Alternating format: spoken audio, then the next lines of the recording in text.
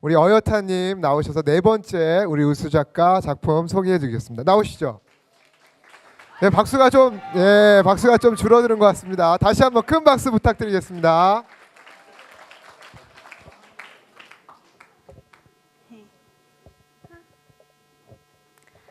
네, 아이고, 네 여러분, 네 되게 많이 피곤하신 것 같은데 잘 집중해서 들어주셨으면 좋겠어요. 네, 이 사람이 누군지 아십니까? 맞아요. 이 사람은요? 맞아요. 이 사람은요? 맞아요. 이 사람은요? 맞습니다. 제가 여태까지 보여드린 이 네 사람의 공통점이 무엇인지 아십니까? 맞아요. 바로 유명하다는 거예요. 이거 보면 저희가 딱 봐도 누군지 다 알고 있잖아요. 그리고 진짜 막 사소한 거 어디서 밥을 먹었다, 오늘 어디서 봤다, 오늘 누구랑 사귄다, 막 이런 사소한 것까지도 다 기사화가 되고 이 사람들의 이야기를 듣기 위해서 많은 사람들이 몰려들고 초대하고 그러잖아요. 저희도 어제 이영표 선수를 초청해서 이야기를 들었듯이 그런 걸 보면서 저에게 한 의문점이 생겼어요. 왜 우리는 이렇게 유명한 사람들의 이야기에만 집중을 할까? 왜 이렇게 이 사람들의 이야기를 듣고 싶어 할까? 그냥 우리와 같은 평범한 사람들에게도 그들만의 멋진 이야기가 있지 않을까? 이런 의문이 생겼습니다. 그리고 이 의문이 바로 저의 책의 출발점이 되었습니다. 네, 안녕하세요. 저는 The Great Story, 평범한 사람들의 위대한 이야기를 쓴 고등학교 2학년 어엿한 정현수입니다.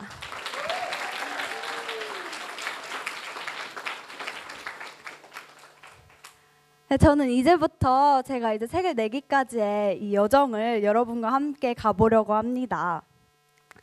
그 출발은 제 책의 핵심 내용이에요. 저의 책은 이제 평범한 사람들의 진솔한 삶 이야기를 담은 책이에요. 제가 직접 평범한 사람들을 만나보면서 그 사람들의 인생 이야기를 듣고 쓴 책입니다. 그래서 저는 총 5명의 사람들을 만났어요. 먼저 아빠를 만났고, 그 다음 담임선생님을 만났고, 그 다음 선교사님, 출판사 대표님, 교수님까지 총 이렇게 5분을 만났는데 여기 화면에서 보시는 것처럼 사실 출판사 대표님은 실제로 만나지는 못했어요. 맨 처음에 이제 아빠랑 같이 차 타고 드라이브를 하면서 이야기를 나누게 되었어요. 근데 이야기를 다 마친 뒤에 아빠가 이거 너무 좋은 것 같다고 담임선생님도 만나보라고 하시는 거예요.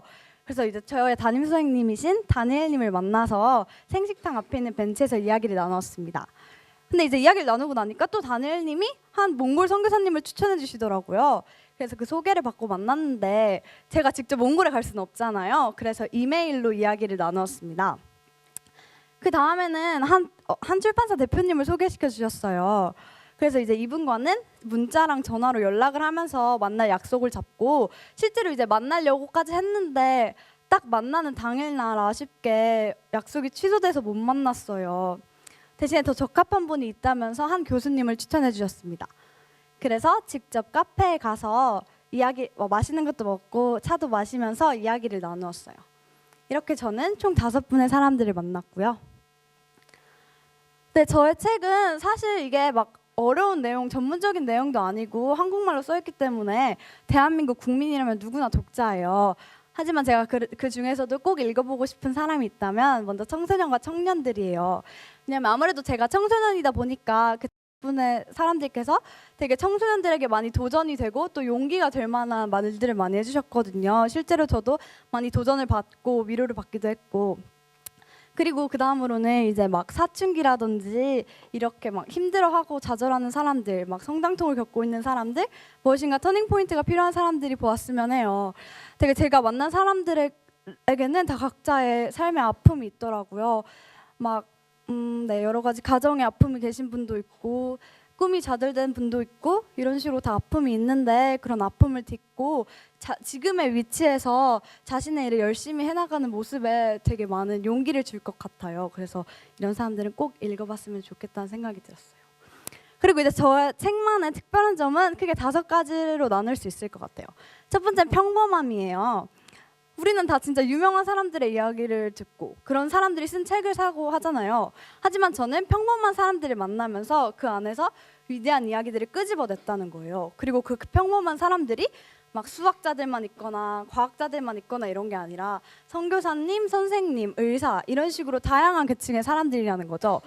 그리고 무엇보다 이 사람들은 제가 모르는 사람이에요. 물론 출발은 아빠로 시작했지만 제가 아는 사람만 골라가면서 만난 게 아니라 제가 이제 모르는 사람인데 소개 이런 식으로 릴레이 형식으로 만났다는 거거든요. 그리고 시중에 나와 있는 대부분의 책들은 인터뷰 책들은 질문 답 이런 식으로 되어 있는 경우가 되게 많아요. 그런데 저 같은 경우는 이제 그 대화를 나누는 중에 나의 느낀 점이라든지 그 만나기까지의 그 나의 막 설렘이라든지 그런 과정들을 자세하게 썼어요. 그래서 읽는 독자들로 하여금 막 내가 마치 진짜 만나는 것처럼 그런 효과를 누릴 수 있게 그렇게 썼다는 것도 하나의 특별한 점인 것 같아요. 그리고 마지막으로는 제가 청소년이라는 거예요. 어른들이 쓴 책은 많지만 청소년, 특히 입시 준비를 한창이어야 할 그런 18살의 학생이 직접 인터뷰를 하고 책을 쓴다는 건 쉽지 않은 거잖아요.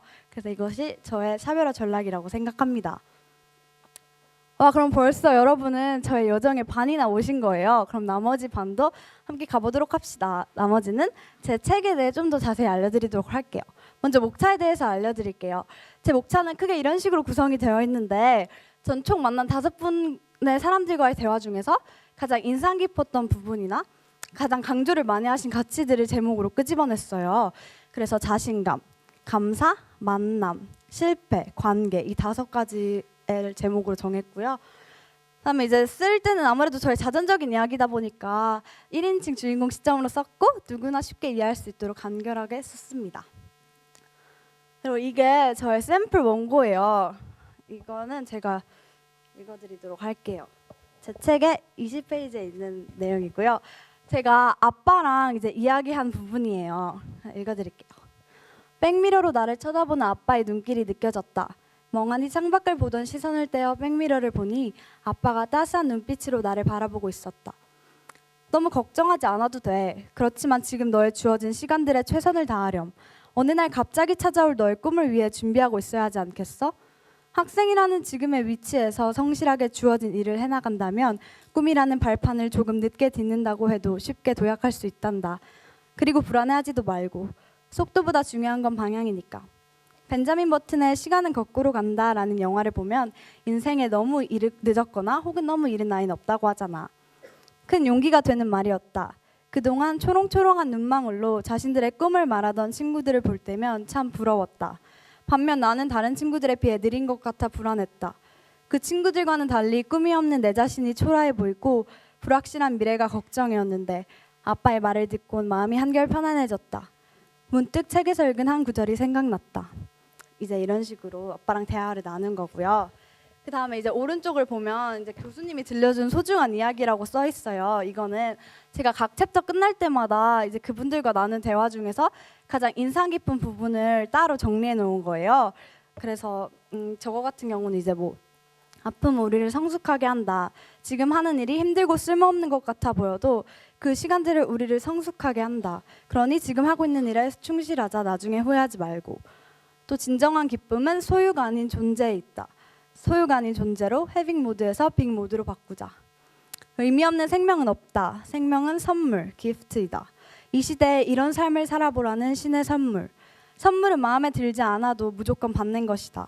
하나님께서 우리 한 사람 한 사람에게 허락하신 삶, 그 삶이 파란만장하든 절망스럽든 기쁘든 간에 그 모든 것은 선물이다. 여기서 이 선물을 어떻게 활용할 것인가, 어떻게 나눌 것인가는 우리 몫이라는 사실. 이런 식으로 각 챕터 마지막에 저런 식으로 제가 이제 마무리를 해 놓았고요. 네, 제가 이제 인터뷰한 과정은 이래요. 맨 처음에 전화나 문자 혹은 이메일로 만날 사람한테 연락을 드리는 거예요. 그래서 구체적인 시간과 장소 이런 약속을 잡는 거죠. 그 다음에는 이제 인터뷰로서의 가장 기본이고 최소한의 예의죠. 그 사람이 누구인지 아는 거예요. 우리 초청 토론 준비할 때도 그러듯이 인터넷으로 어떤 분인가 찾아보고 책 저서가 있으면 찾아보고 또 관련 영상 있으면 보고 이런 식으로 그 사람에 대해서 조사를 했어요. 그 다음엔 직접 만나는 거예요. 근데 만날 때는 저는 필기도 했지만 대화 나누는 과정에서 다 녹음을 했거든요. 그래서 만난 다음에 그것들을 토대로 다시 내용을 정리를 했어요. 네, 약 9개월 정도의 시간이 걸렸고 이게 바로 제가 필기하고 이랬던 흔적입니다. 근데 이렇게 책을 쓰는 과정 가운데서 물론 처음 책을 쓰는 부담감도 크고 또 막 학생회니 공부니 다른 일들도 같이 병행해야 해서 힘들었던 것도 사실이지만 가장 힘들었던 건 인터뷰라는 형식 자체였어요. 다른 친구들은 생각날 때마다 치면 되는데 저는 인터뷰를 하지 않는 한 이야기거리가 안 나오는 거예요.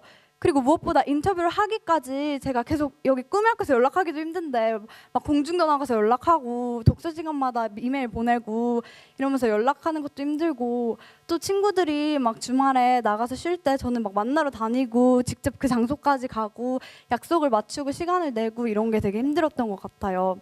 그리고 제가 이제 녹음을 하다 보니까 2~3시간 대화 나눠서 그 정도 녹음을 하면 실제로 막 들으면서 쓰고 다시 듣고 하는데 막 몇 시간씩 더 걸리는 거예요. 근데 그걸 또 정리해서 다시 책으로 완성시켜야 되잖아요. 그게 되게 힘들었던 것 같아요. 그리고 방금 아까도 말했듯이 인터뷰가 취소됐을 때 좌절감도 한몫했죠. 하지만 그만큼 성장도 많았다고 생각해요. 첫 번째로는 전 자신감을 얻었어요. 사실 처음엔 솔직히 내가 과연 쓸 수 있을까 이런 생각을 많이 했는데 진짜 이렇게 책이 이렇게 나온 걸 보면서 나도 할 수 있구나 이런 걸 깨달았던 것 같아요. 되게 그래서 이 자신감이 다른 영역에까지 확대가 되어서 이제 무슨 일을 할 때 있어서 나도 할 수 있겠다 이런 마음을 먼저 가지게 된 것 같고, 두 번째는 저는 이제 배움을 얻었는데 배움은 크게 2가지예요. 첫 번째 만남을 통한 배움인데 아까 저번에 아까 몽골 선교사님 만났다고 했는데 그 이메일로 이야기하는 과정 중에서 이런 말씀을 해주셨어요. 지금 우리의 만남은 하나님의 계획이자 축복된 그릇이고 우연이 아닌 필연이다. 그러니 만남의 순간들을 소중히 여겼으면 좋겠다 이런 말씀을 해주셨거든요. 근데 정말 그런 저의 만남의 시간들을 더욱더 소중히 여길 수 있고 이게 참 귀한 거구나 이런 걸 배웠고, 두 번째는 실패를 통한 배움인데요. 아까 말했듯이 제가 실패했다고 했잖아요. 출판사 대표님과의 만남에. 그게 왜 그런 거냐면 제가 2주 정도 전에 먼저 미리 이제 만나자는 약속을 해놓고 2주 동안 가만히 있다가 만나는 당일이 돼서 오늘 이제 곧 만나네요 하면서 참 기대가 돼요 이런 식으로 문자를 드렸어요. 그랬더니 답장으로 까먹었다고 다른 약속을 잡았다고 그러시는 거예요. 그래서 그 뒤로도 만나려고 약속을 잡았지만 실패를 했어요. 그래서 못 만났던 건데 그걸 통해서 조금 더 꼼꼼하지 못했던 제 자신을 돌아볼 수 있었고 그랬던 것 같아요. 그럼 이제 저의 여정의 막바지에 다다랐습니다. 마지막은 바로 저의 책이에요. 저게 저의 책 표지인데 이제 내년에 고1 친구들도 책을 쓸 거잖아요. 근데 저는 고1 친구들에게 쓸 수 있다는 마음을 가지라는 말을 먼저 해주고 싶어요. 이게 정말 마음먹기에 달린 것 같아요. 실제로 써도 그만 안 써도 그만 이랬던 친구들은 책을 못 냈고 막 진짜 쓰고 싶다 이런 친구들은 막 남들 30~40페이지 쓸 때 혼자 3~4페이지 썼는데도 책을 냈어요. 그래서 정말 마음먹기가 중요한 것 같아서 꼭 난 책을 낼 수 있다는 자신감을 가지라고 말해주고 싶어요. 마지막으로 저 여기 책 뒷표지에 제가 좋아하는 분인데 사회복지사이자 책 40에서 90까지라는 책을 쓰신 유경이라는 분의 추천사의 일부를 읽어드릴게요. 인터뷰 내용도 흥미로웠지만 그 과정 역시 재미있습니다. 낯선 분께 연락을 하고 응답이 오기를 기다리는 동안의 긴장과 첫 만남의 설렘까지 전혀 예상치 못했던 만남이 이어지는 우리들 인생 같았습니다. 또한 내 힘으로 걷지 않으면 한 걸음도 앞으로 나아갈 수 없다는 교훈 그대로 번거롭고 귀찮다고 포기하지 않았기에 귀한 만남을 통해 소중한 이야기들을 가슴에 새길 수 있었습니다. 라는 추천사고요. 제가 이렇게 책을 쓰는 과정에서 느낀 건 정말 위대한 이야기는 멀리 있는 게 아니고 유명한 사람들에게 있는 게 아니라 우리 주위에 있다는 걸 저는 알았어요. 정말 위대한 이야기 더 그레이트 스토리의 주인공은 바로 여러분과 저 우리들입니다. 감사합니다.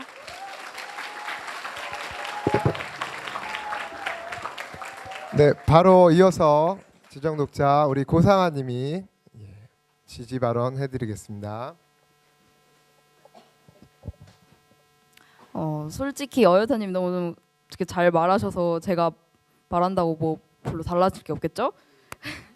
이 책은 아까 어여타님이 말했듯이 되게 평범한 사람들의 위대한 이야기인데 정말 여러분들 곁에서 되게 쉽게 찾을 수 있는 아빠나 그런 선생님이나 그런 분들이죠. 저희 막 솔직히 담임 선생님 같은 경우는 제 귀에 익도록 얘기를 많이 들어가지고 그런 사람들의 얘기가 정말 재밌을까?